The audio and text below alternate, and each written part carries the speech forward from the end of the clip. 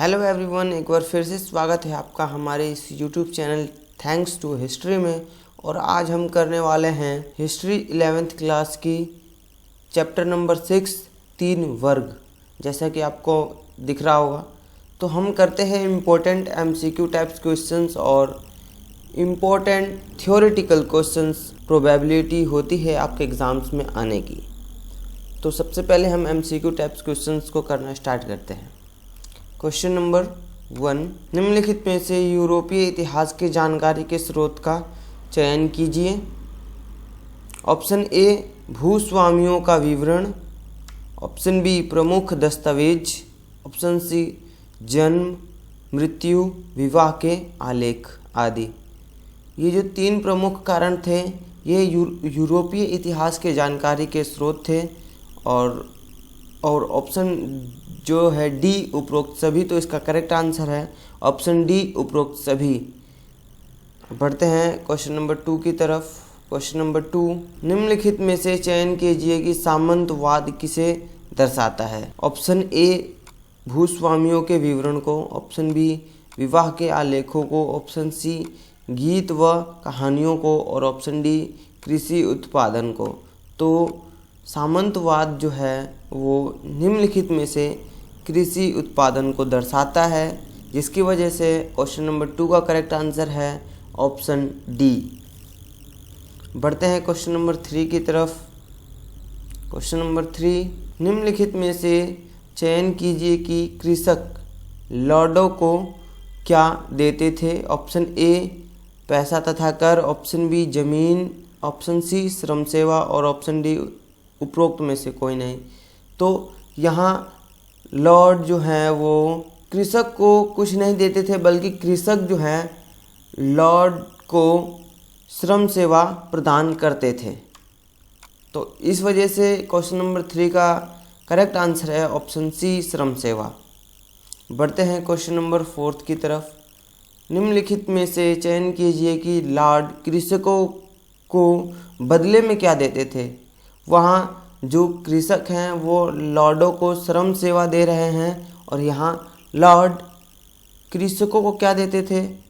आपको चयन करना है ऑप्शन ए जमीन, ऑप्शन बी सैनिक सुरक्षा, ऑप्शन सी श्रम सेवा और ऑप्शन डी उपरोक्त में से कोई नहीं। तो इसका करेक्ट आंसर आपको मेरे इस कमेंट बॉक्स में लिखना है कि लॉर्ड जो है वो कृषकों को बदले में क्या प्रदान करते थे। क्वेश्चन नंबर 4 का आंसर आपको देना है। बढ़ते हैं क्वेश्चन नंबर 5 की तरफ। निम्नलिखित में से चयन कीजिए कि फ्यूड शब्द से क्या तात्पर्य है। ऑप्शन ए फ्रांसीसी समाज, ऑप्शन बी स्वतंत्र किसान, ऑप्शन सी जमीन का टुकड़ा और ऑप्शन डी सैनिक। तो आई होप इस वर्ड को आप समझते होंगे। फ्यूड आपने अपनी एनसीईआरटी किताब में पढ़ा होगा, तो इसका करेक्ट आंसर है ऑप्शन सी जमीन का टुकड़ा। बढ़ते हैं क्वेश्चन नंबर 6 की तरफ। निम्नलिखित में से चयन कीजिए कि सामंतवाद पर सर्वप्रथम काम करने वाला फ्रांसीसी विद्वान का नाम क्या है। आपको चयन करना है option A Robert Hooke, option B Marc Bloch, option C अरस्तू और ऑप्शन डी उपरोक्त में से कोई नहीं। तो इसका करेक्ट आंसर आपको कमेंट बॉक्स में लिखना है। सामंतवाद पर सर्वप्रथम काम करने वाला फ्रांसीसी विद्वान का नाम आपको चयन करना है। आई होप इस क्वेश्चन को आप समझ गए होंगे बखूबी। बढ़ते हैं क्वेश्चन नंबर 7 की तरफ। क्वेश्चन नंबर 7,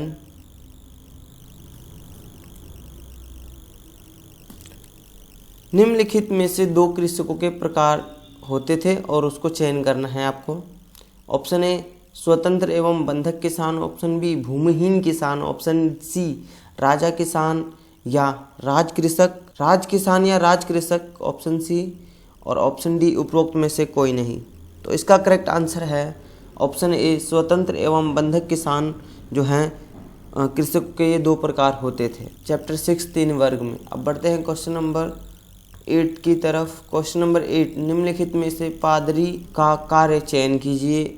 ऑप्शन ए संपदा पर नियंत्रण करना, ऑप्शन बी अपनी खुद की मुद्रा का प्रचलन करना, ऑप्शन सी ईसाई धर्म का धर्म उपदेश देना, ऑप्शन डी उपरोक्त में से कोई नहीं। तो इसका करेक्ट आंसर है ऑप्शन सी ईसाई धर्म का धर्म उपदेश देते थे कौन, पादरी। बढ़ते हैं क्वेश्चन नंबर 9 की तरफ। क्वेश्चन नंबर 9, निम्नलिखित में से अभिजात वर्ग के कार्यों का चयन कीजिए। अभिजात वर्ग के कार्यों का चयन करना है।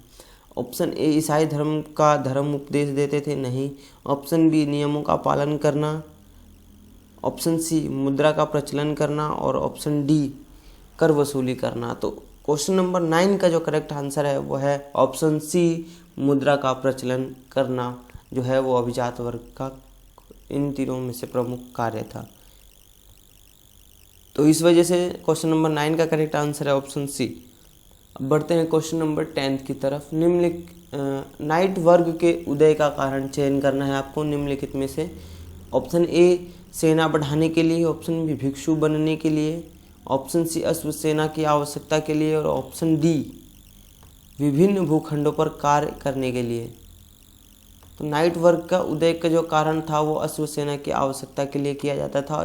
इस वजह से इसका क्वेश्चन नंबर 10 का करेक्ट आंसर ऑप्शन सी है। बढ़ते हैं क्वेश्चन नंबर 11 की तरफ।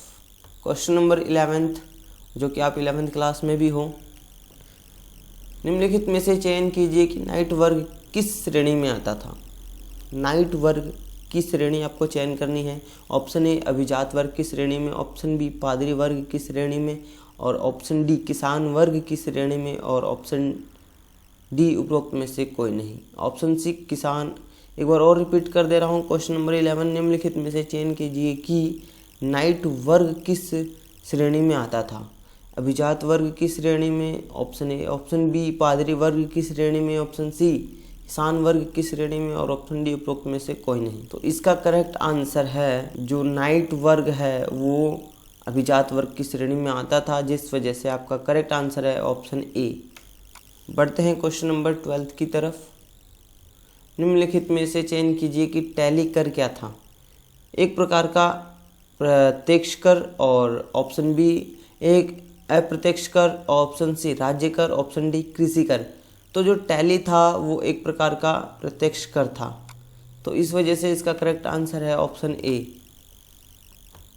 बढ़ते हैं क्वेश्चन नंबर 13 की तरफ। निम्नलिखित में से टैली कर से मुक्त वर्ग का नाम चयन कीजिए। टैली कर से कौन से वर्ग मुक्त थे, उनका नाम चयन करना है आपको।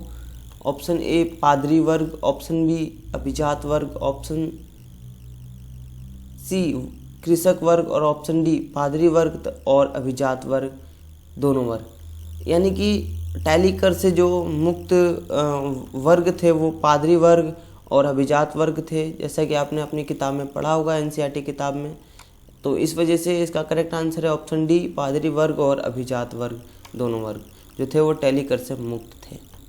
यानी कि उनको टैली कर नहीं देना पड़ता था, बाकी कृषकों के लिए था वो टैली कर। बढ़ते हैं क्वेश्चन नंबर 14 की तरफ। निम्नलिखित में से चयन कीजिए कि श्रम अधिशेष से क्या तात्पर्य है। श्रम अधिशेष इम्पोर्टेंट वर्ड है, इसको लिख लीजिएगा। अब बढ़ते, ऑप्शन ए है राजा द्वारा दिया गया दान। ऑप्शन बी, कृषि में बदलाव किए गए नियम। ऑप्शन सी, अभिजात वर्ग द्वारा दिया गया दान। ऑप्शन डी, लार्ड के जागीरों पर कृषक कार्य करते थे और श्रम से होने वाला कार्य जो था वो श्रम अधिशेष कहलाता था। इस वजह से इसका करेक्ट आंसर है ऑप्शन डी। बढ़ते हैं क्वेश्चन नंबर 15 की तरफ।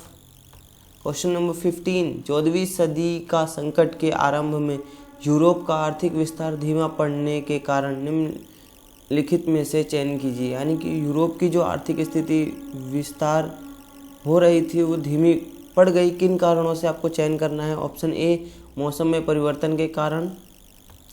ऑप्शन बी, जनसंख्या में वृद्धि के कारण। ऑप्शन सी, धातु मुद्रा में भारी गिरावट तथा महामारियों के कारण। और ऑप्शन डी, उपरोक्त सभी। तो इसका करेक्ट आंसर है क्वेश्चन नंबर 15 का ऑप्शन डी, उपरोक्त सभी जो है। यानी कि जनसंख्या में भी वृद्धि होती है, कुछ प्राकृतिक कारण भी होते हैं मौसम में परिवर्तन आने के कारण, और फिर धातु मुद्रा में भारी गिरावट भी आती है और महामारी का भी खूब प्रचलन होता है। तो इस वजह से क्वेश्चन नंबर 15 का जो करेक्ट आंसर है वो है ऑप्शन डी।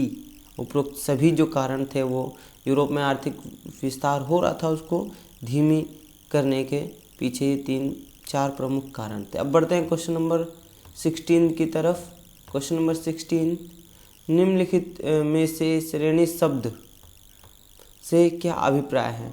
निम्नलिखित में से श्रेणी शब्द से क्या अभिप्राय है? चयन कीजिए। ऑप्शन ए भिक्षुओं के रहने का स्थान, ऑप्शन बी मूल्य एवं बिक्री पर नियंत्रण रखने वाले वर्ग जो थे वो श्रेणी कहलाते थे, ऑप्शन सी नगरों में रहने वाले व्यापारी वर्ग, और ऑप्शन डी लास्ट उपरोक्त में से कोई नहीं। तो इसका करेक्ट आंसर है जो श्रेणी जो थे उसका आपको मुझे कमेंट बॉक्स में आंसर लिखना है। श्रेणी शब्द से क्या तात्पर्य है? क्वेश्चन नंबर 16 का आंसर आपको मुझे कमेंट बॉक्स में लिखना है। एक बार मैं और रिपीट कर दे रहा हूँ आपको कौन कौन से MCQ क्वेश्चंस के आंसर आपको मुझे कमेंट बॉक्स में लिखने हैं। क्वेश्चन नंबर 4, क्वेश्चन नंबर 6 और क्वेश्चन नंबर 16।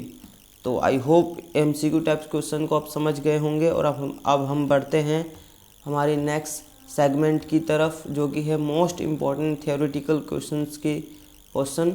और क्वेश्चन है क्वेश्चन नंबर 1, लॉर्ड शब्द का क्या अर्थ है? फ्रांसीसी समाज में अभिजात वर्ग की एक विशेष हैसियत थी, उल्लेख कीजिए। आई होप कि ये क्वेश्चन आप समझ गए होंगे। बढ़ते हैं क्वेश्चन नंबर 2 की तरफ। मध्यकालीन यूरोप के मठों में ईसाई भिक्षु कैसा जीवन व्यतीत करते थे? वर्णन कीजिए। यानी कि यहाँ पर आपको यूरोप के मठों में जो ईसाई भिक्षु थे उनका जीवन कैसे व्यतीत होता था, कैसे भिक्षा दीक्षा मांगकर अपना जीवन व्यतीत करते थे, आपको वर्णन करना है। क्वेश्चन नंबर 3, सामंतवाद के अंतर्गत यूरोप में किसानों की स्थिति का वर्णन कीजिए। किसानों की स्थिति हर जगह आ रही है, तो यानी कि किसान जो है वो काफ़ी हद तक कहीं ना कहीं इम्पोर्टेंट है। क्वेश्चन नंबर 4, शासक अब पिरामिड के शिखर पर नहीं था जहां राज भक्ति विश्वास और आपसी निर्भरता पर टिकी थी, अपितु वह अब दरबारी समाज और आश्रयदाता अनुयायी का केंद्र बिंदु था। यूरोप की नई शासन व्यवस्था के संदर्भ में कथन की व्याख्या कीजिए। इस कथन को आपको क्वेश्चन नंबर 4 में यहाँ से, और ये जो इन्वर्टेड कॉमा जहाँ तक बंद है ये यहाँ तक आपको यूरोप की नई शासन व्यवस्था के संदर्भ में कथन को क्या करना है, इस कथन की व्याख्या करनी है। अब बढ़ते हैं लास्ट क्वेश्चन की तरफ। क्वेश्चन नंबर 5, 14वीं सदी की शुरुआत तक यूरोप का अर्थ विस्तार यानी आर्थिक विस्तार धीमा पड़ गया, ऐसा किन कारणों से हुआ? आपको उन कारणों को विस्तारपूर्ण वर्णन करना है। तभी आपको, अगर लॉन्ग टाइप्स क्वेश्चन है तो लॉन्ग टाइप क्वेश्चंस के हिसाब से आपको फुल में से फुल मार्क्स मिल सकते हैं। आज के लिए इतना ही, मिलते हैं फिर किसी नेक्स्ट अलग वीडियो के साथ में। वीडियो देखने के लिए बहुत बहुत धन्यवाद। Thank you so much.